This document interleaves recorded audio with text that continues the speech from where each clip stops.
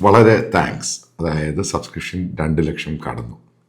ഞാൻ പ്രതീക്ഷിച്ചില്ല ഇത്രയും വേഗതയിൽ ഇത് എൻ്റെ ഈ ചാനലിനെ ഇതേപോലെ ഒരു പോപ്പുലറൈസ് ചെയ്യുവാനും അത് നിങ്ങൾ സ്വീകരിക്കുമെന്ന് എനിക്ക് ആ ഒരു രീതിയിൽ എനിക്കത് വിശ്വസിക്കാൻ സാധിച്ചില്ല.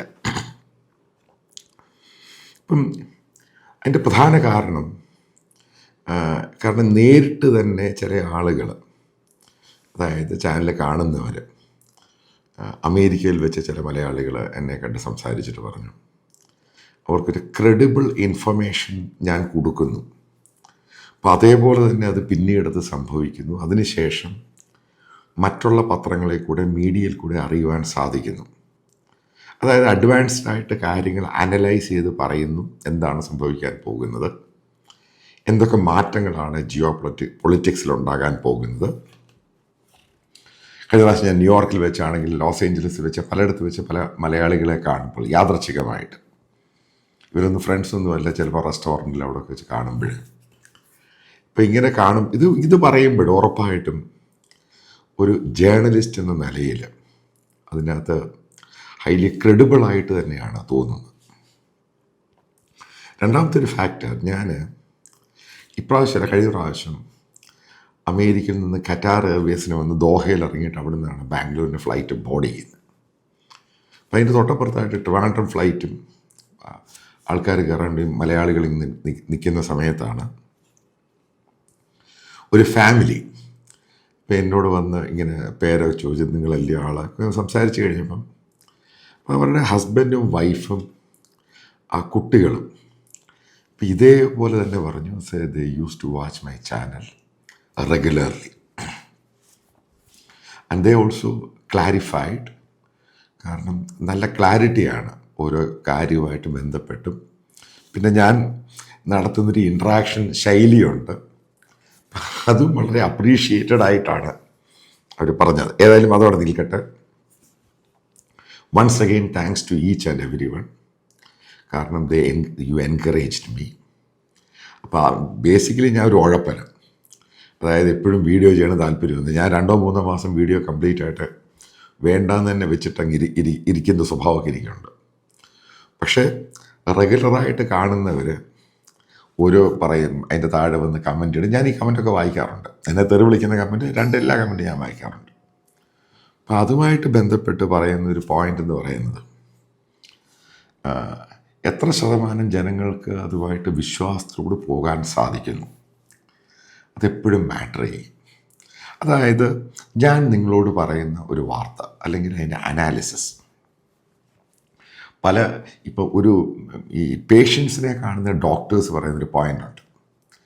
നിങ്ങളൊരു പേഷ്യൻറ്റിനെ കാണുമ്പോൾ, അതായത് ജൂനിയർ ഡോക്ടേഴ്സിനോട് പറയുന്ന സംഭവമുണ്ട്, അതിലൊരു പേഷ്യൻറ്റിനെ കാണുമ്പോൾ ഒരു 50% മാത്രം ശരിയായാൽ മതി, സക്സസ് ആയി. ഇപ്പോൾ ജേർണലിസത്തിലും പറയുന്നൊരു സംഭവമുണ്ട്, എൻ്റെ എഡിറ്റേഴ്സൊക്കെ പറഞ്ഞൊരു സംഭവമുണ്ട്. ഇപ്പം നമ്മളിപ്പോൾ ഒരു സാധനം റിപ്പോർട്ട് ചെയ്യുമ്പോൾ അത് 50% ശരിയായാൽ മതി. പക്ഷെ ഞാൻ എപ്പോഴും ശ്രദ്ധിക്കുന്നത്, ചില വാർത്തകൾ ഞാൻ കൊടുക്കുന്ന ചില സംഭവം അനാലിസിസ് ശരിയാകണമെന്നില്ല, അത് ഞാൻ അക്സെപ്റ്റ് ചെയ്യുന്ന ഫാക്ടറാണ്. പിന്നെ അതിനെ ജസ്റ്റിഫൈ ചെയ്ത് മറ്റൊരു വീഡിയോ ഉണ്ടാക്കി, അതിനെ ജസ്റ്റിഫൈ ചെയ്ത് വേറൊരു വീഡിയോ ഉണ്ടാക്കി. കാരണം അത് ഒരു തെറ്റായ പ്രവണതയാണ്. കാരണം അതിനോട് ഞാൻ യോജിക്കുന്നില്ല. നമുക്ക് തെറ്റ് പറ്റിയിട്ടുണ്ടെങ്കിൽ അത് അഡ്മിറ്റ് ചെയ്യാനുള്ള, അതായത് തെറ്റുപറ്റി, എൻ്റെ വീഡിയോയിൽ ഞാൻ ഈ കാര്യം പറഞ്ഞ തെറ്റാണ്, പാലക്കാട് ഇലക്ഷനിൽ ഞാൻ 25,000 വോട്ടിന് BJP ജയിക്കും എന്ന് പറഞ്ഞു, അതിൻ്റെ ഒരു കാൽക്കുലേഷൻ്റെ പിഴവാണ്. അപ്പം ഇതേപോലുള്ള തെറ്റുകൾ സംഭവിക്കാം, അത് അഡ്മിറ്റ് ചെയ്താൽ പ്രശ്നമൊന്നുമില്ല. പിന്നെ ഞാൻ എൻ്റെ വീഡിയോയുടെ താഴെ വന്ന് എന്നെ സ്ഥിരമായിട്ട് തെറി വിളിക്കും. നിങ്ങൾക്കും എൻ്റെ എല്ലാവിധ ഭാവുകങ്ങളിൽ നിന്ന് ഈ തെറിവിളി കണ്ടിന്യൂ ആയിട്ട് തുടർന്നുകൊണ്ടിരിക്കുക. കാരണം നിങ്ങളും എനിക്ക് എന്നെ പ്രൊവോക്ക് ചെയ്യുമ്പോൾ ഞാൻ ശരിക്കും പ്രൊവോക്ക് ചെയ്യും, മനസ്സിലായല്ലോ. അപ്പോൾ അത് നിങ്ങളിത് തുടർന്നാൽ മാത്രമേ ഞാനിത് കണ്ടിന്യൂ ആയിട്ട് ഇത് പല കാര്യങ്ങളും കണ്ടുപിടിച്ച് നിങ്ങളുടെ മുമ്പിൽ അവതരിപ്പിക്കാൻ സാധിക്കുകയുള്ളൂ. അപ്പം അതുകൊണ്ട് നിങ്ങളത് തുടരണം എന്ന് തന്നെയാണ്, തുടർന്ന് തന്നെ മുന്നോട്ട് പോകണം. കാരണം ഞാനിത് എൻജോയ് ചെയ്യുന്ന ഒരാൾ അല്ല. നിങ്ങൾ ഉദ്ദേശിക്കുന്ന പോലെ സോഷ്യൽ മീഡിയയിൽ എന്നെ അറ്റാക്ക് ചെയ്തു, അതായത് എല്ലാവരും കൂടെ കൂടെ കൂടെ കൂടെ പച്ചത്തെറി വിളിക്കുന്നു. ഇതൊക്കെ ഞാൻ എൻജോയ് ചെയ്യുന്ന ആളാണ്. അതായത് ഞാൻ വിശ്വസിക്കുന്നത് എൻ്റെ രാജ്യം, അതായത് ഇന്ത്യ എന്ന് പറഞ്ഞ രാജ്യത്ത് ജനിച്ച് ജീവിച്ച് വളർന്നതാണ് ഈശ്വരൻ എനിക്ക് തന്ന ഏറ്റവും വലിയ സംഭാവന എന്ന് പറയുന്നത് ഗ്രേസ്. കാരണം ഇതേപോലെ മനോഹരമായ രാജ്യം ഈ ലോകത്തെവിടെയില്ല. നിങ്ങളെന്ത് അമേരിക്ക പറഞ്ഞാലും യൂറോപ്പ് പറഞ്ഞാലും ഇന്ത്യ എന്ന് പറഞ്ഞ മഹാരാജ്യത്തെ അനുഭവിക്കുന്ന ഒരാൾക്ക് അവൻ ജനാധിപത്യവാദിയാണ്. അവനിവിടെയുള്ള എല്ലാ പ്ലൂറൽ കൾച്ചർ സൊസൈറ്റിയിൽ ജീവിക്കുന്ന ഒരാളാണ്.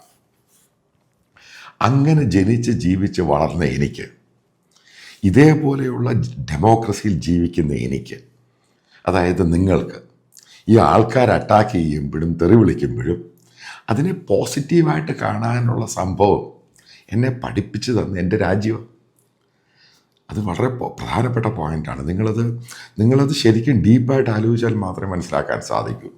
അല്ല ഒരാൾ വന്ന് നമ്മളൊരു കമൻ്റ് ഇട്ടു, അതിനെ തെറി വിളിക്കുന്നു, ഞാൻ പറയുന്നു, അതായത് ഞാൻ പ്രിയങ്കയുടെ ഫോട്ടോ അത് എടുത്ത് സോഷ്യൽ മീഡിയയിൽ ഇട്ട് കഴിഞ്ഞപ്പോൾ എന്നെ തെറി വിളിക്കുന്നു. Okay, fine. കാരണം അതിൻ്റെ അവകാശം, ഫ്രീഡം ഓഫ് സ്പീച്ച്, എനിക്ക് ഗവൺമെൻറ് ഓഫ് ഇന്ത്യയും ഇന്ത്യ എന്ന് പറയുന്ന മണ്ണും എനിക്ക് തന്നിരിക്കുന്ന സ്വാതന്ത്ര്യമാണ്. ഞാൻ ഇസ്ലാമിക അറബ് രാജ്യത്ത് ജനിച്ച് ജീവിച്ച് വളർന്നവനല്ല. എനിക്കെല്ലാ സ്വാതന്ത്ര്യവും എൻ്റെ രാജ്യം എനിക്ക് തന്നിട്ടുണ്ട്. അത് ഞാൻ എൻജോയ് ചെയ്യുന്ന ഒരാളാണ്. എനിക്ക് നിങ്ങളെ വിമർശിക്കാമെങ്കിൽ നിങ്ങൾക്കും എന്നെ വിമർശിക്കാം. ഇതാണ് അതിൻ്റെ പ്രധാനമായിട്ടൊരു പാട്ട്. ഏതായാലും once again I am thanking to you each and every one, those who supported me and encouraged me and inspired me. This matters. അപ്പം അതിൻ്റെ കൂട്ടത്തിൽ തന്നെ എന്നെ തെറി വിളിച്ചവർക്കും എല്ലാവിധ ഭാവുകങ്ങളും നേരുന്നു.